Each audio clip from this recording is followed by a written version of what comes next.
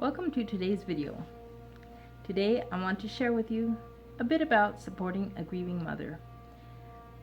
I say mother especially because I am a mother and because that's what I want to share about, but I think most of these tips apply to almost anyone who is going through a process of grief.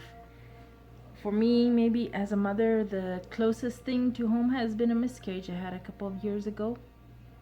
And while on one hand I feel it wasn't so hard to go through that process as I know it has been for some others, because I already had some children and I knew it was, I expected that I would be able to have more children in the future, and I did. But still, I sometimes miss that baby. It was really special when a couple came out of their way, drove out of their way, half an hour out of their way, to bring me a bouquet of flowers. That friend I've always remembered her gesture. And I think that's something that more of us could do for others. And so, thinking back to that time and other things I've learned over the years, I wanted to share some tips of ways that you can support a grieving mother. This will not cover all. I have not learned all. I've not gone through what a lot of other moms have done. And so, I welcome other ideas that you may have. Go ahead and let me know. And ways that you have felt that others have been able to bless and support you, so that we can become a community of women who help one another, bless one another, support one another. You can, of course, first of all, pray for a grieving mother or a grieving friend. I think sometimes we forget how important that is, to let God take care of their pain.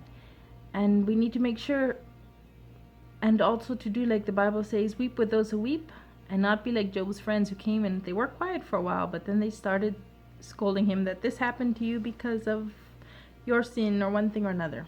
Job's friends were not good friends in a time of grief, and maybe that's where some of these ideas come to me, because I've recently read through the book of Job. And I also remember how Jesus, even if he knew he was going to raise Lazarus from the dead, when he saw Martha and Mary hurting, he wept with them. And that's what we need to remember, to weep with those who weep, to not bring a whole bunch of words. Sometimes they just need our presence there, our hug, our weeping with them. You could also bring a bunch of roses like those friends did for me after I had a miscarriage, or some other special personal gift for a new mom.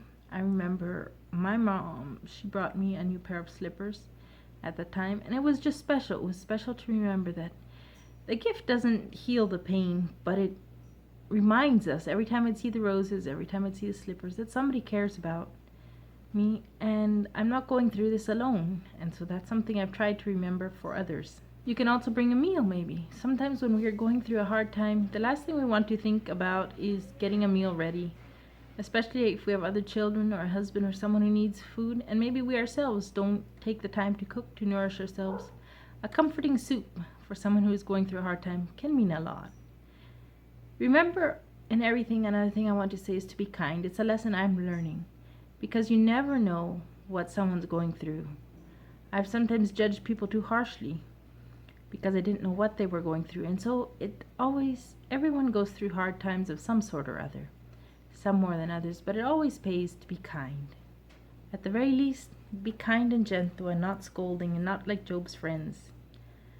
Maybe you can also send a message to someone who's going through a hard time if you can't go be with them, or just to remind them some days later that you're still thinking of them, or some weeks or some months, maybe at the year anniversary of the death of a child or something like that. To send a message and say, I'm thinking of you, it can mean a lot. I, again, haven't experienced this fully. A miscarriage is losing a child, but I know that to have someone remember with me means a lot to me.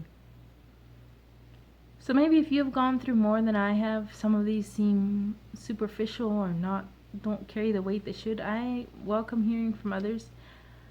I remember the things that I've gone through, but I also want to learn to support others. Even when I haven't gone through their difficulties, I want to be there.